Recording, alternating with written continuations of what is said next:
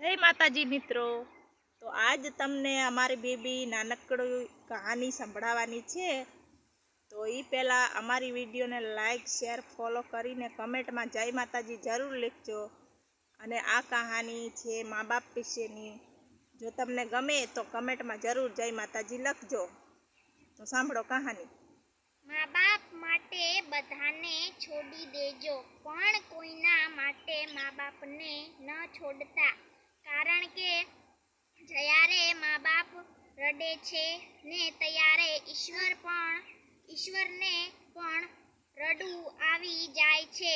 મા બાપ જ છે જે તમને જીવન આપે છે અને જીવવાનું પણ શીખવે છે। જય ભગવાન સહી જ।